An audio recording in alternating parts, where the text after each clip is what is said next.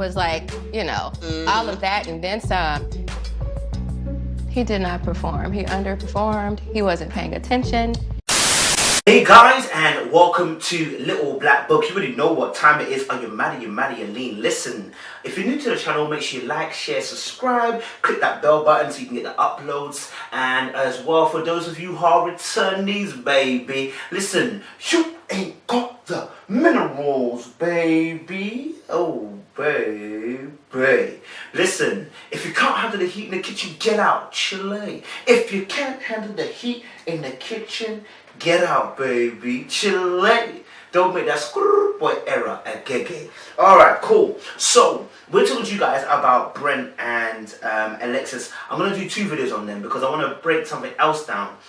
So today, for this one, I want to talk about Brent and Alexis in the terms of the fact that being second best and dealing with the reasons why being second best is really not the one. Obviously, watching Alexis and Brent, I think one of the things that was very, very interesting was obviously, yes, in the girls' room, how Alexis failed to mention Brent a lot. For you to pull back out on this and not give you and Brent a chance on this journey. Why are you so worried and upset? If your connection is so true with Brent, that should be your focus. But no, your focus is London and I. You probably dropped Brent's name one time, but you dropped London's name 22 times. Failed to bring him up, minimalized her conversation time about Brent, but spoke more about London. That kind of showed where her heart was, showed where her mind was, and showed where she really felt her time needed to really be in.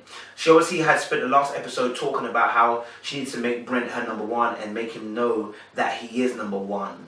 And, you know, this would have been an ideal relationship if it wasn't for the fact that, you know, Alexis is game playing and using people just to meet her final end. Now, when it comes to obviously, you know, Brent and Alexis, you know, they were, I guess, the way that Ready to Love spun it is that they came quite late. But I'm assuming that obviously there was an attraction way earlier, as he mentioned with the perfumes, that he was going to make a move on her, but didn't want to make a move out. All the jesters were there. Do you get me? He wanted to come in through the crowd. You know, so. Like when I was around you, it's just like your energy. It was kind of drawing me to you. You know what I'm saying? I mean, we would lock eyes often, but you were kind of like, well, again, you know, slow dragon. You know, all of the court jesters were surrounding the queen, and I was like, okay, when they get done with their performances, then I'll come and move them out the way and see what's up.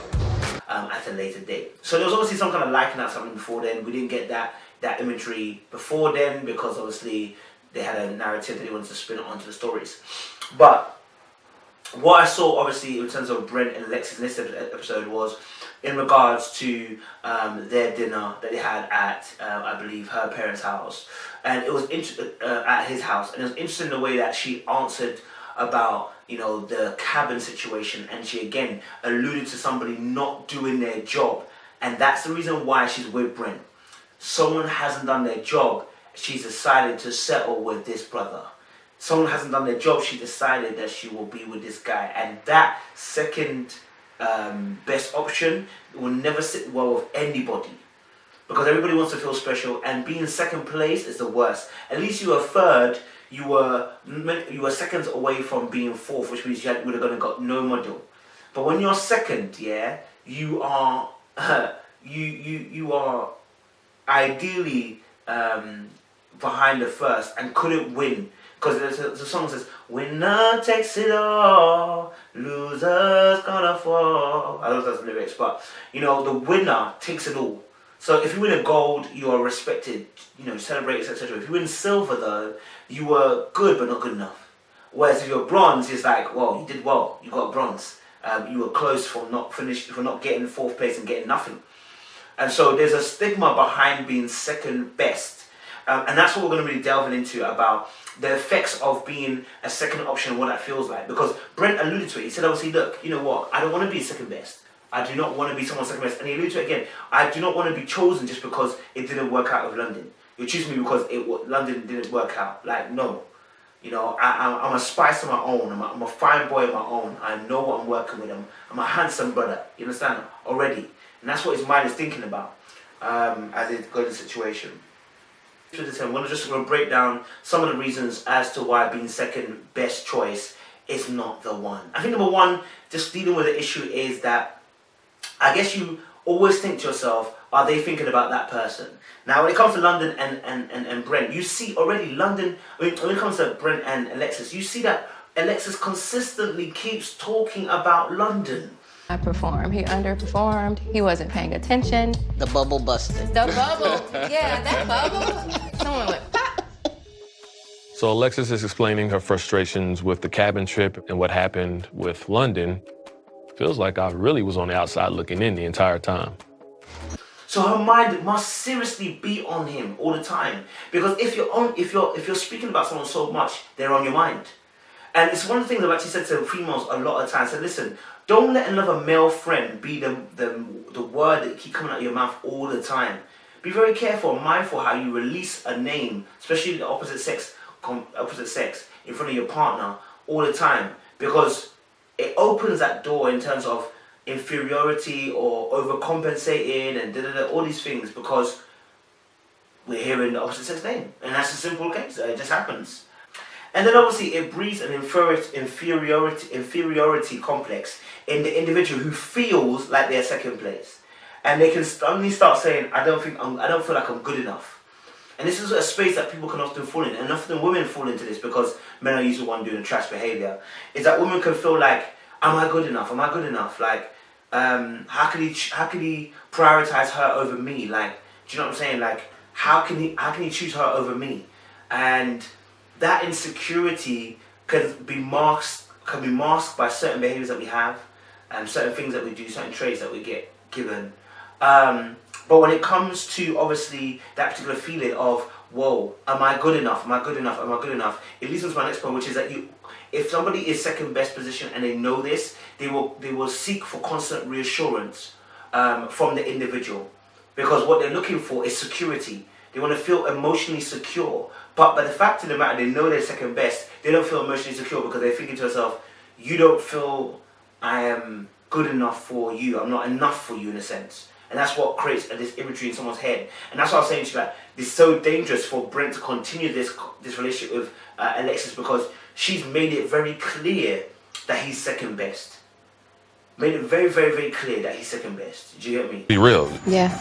I'm in second place. I did have a stronger connection with London, right? Yeah. And so that you made me question that. The person who obviously chooses somebody who they're, in a sense, settling, will always feel like they can do better because they were settling. And so that's the most dangerous thing, is because you can be left at any time. Their feelings can potentially just snap and go at any time. This is why it's not good to be second best for the option. Because the person who's liking you can immediately change their mind. It's kind of hard to explain, but girl, I try. You need to sit down, this might take a while. So, you know that obviously that when it comes to this particular situation, they may feel like they can upgrade, they can do better, and they can move and get other people. Do you know what I'm saying? And that could become part of emotional, I guess, torture. The reason why I'm being second best as well, especially for us, especially for people, is that a sense of pride. There's a sense of pride at after you've attained what you've always wanted, because you've worked for it. You know, you fought for it. It didn't just fall out of the sky. There was something that helped you get to a certain position. And when obviously someone makes you second best in that, it damages your pride in the sense of the pursuit that you originally undertook. And so when someone does make you second best, and it makes you reconsider whether the fact that your game was tight, number one.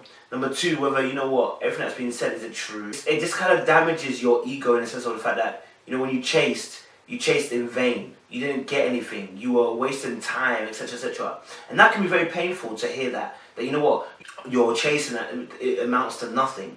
Because nobody wants to chase for nothing. You want to chase to get something, right? That's why the lion runs after the cheetah. The lion runs after the antelope. You get me? And I think another point is that,